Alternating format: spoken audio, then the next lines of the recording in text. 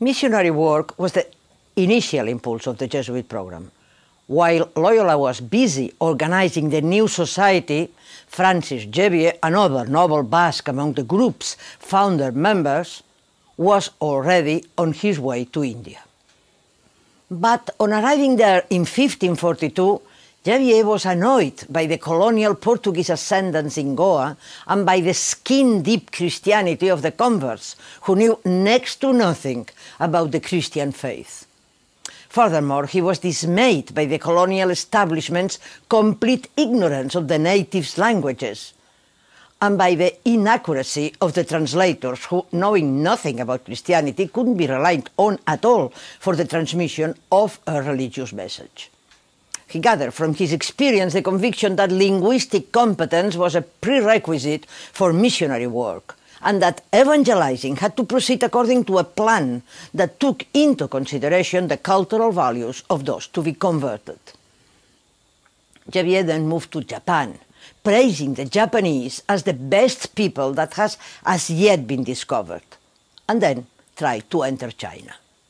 He was convinced that the conversion of China would be made easier by the fact that it was ruled by a single sovereign, and that the great prestige of a middle kingdom made its conversion the necessary prerequisite for the conversion of the East as a whole.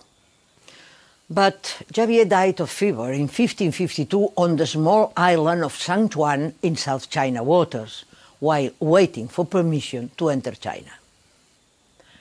3 years after Francis Xavier's death, at China's door, another Jesuit, Mendez Núñez, arrived in Macau from Goa, and he stayed there for some months. The letter that he sent to his Jesuit brethren presents China as an extremely rich and well-organized country that would never convert unless its mandarins did so.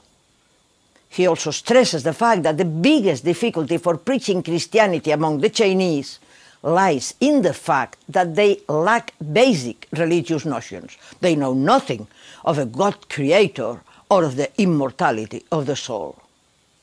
Another element stands out from Núñez's report. It clearly depicts the trade between Macau and Japan and the growing importance of the Jesuits in it. The exchanges between Japan and Macau had been intense since the very early days.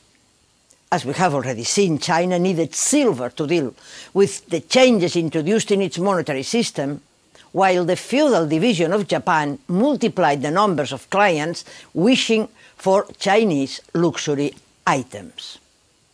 But by the mid-16th century, direct contacts between China and Japan had been severed by both sides, and all the traffic went through intermediaries.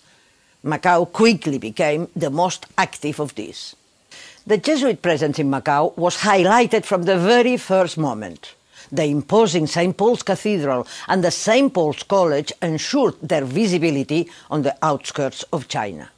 But as was always the case with the Jesuits, they needed to enter in business to sustain themselves under imposing religious and educational structures.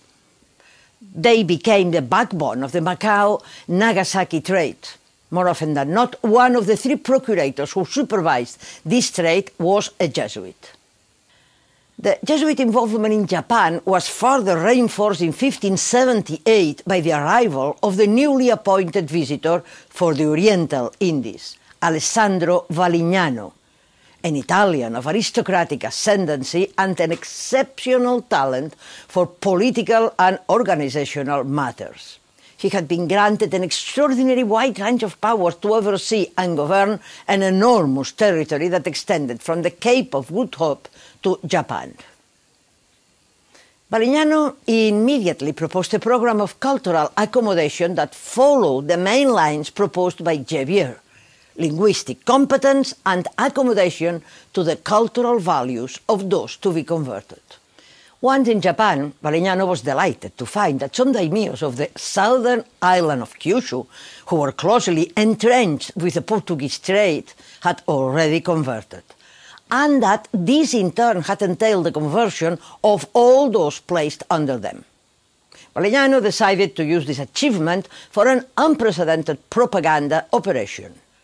In 1582, he sailed for Papal Rome with an embassy of 4 noble Japanese youths to draw public attention to the success of the Jesuit mission in the Far East.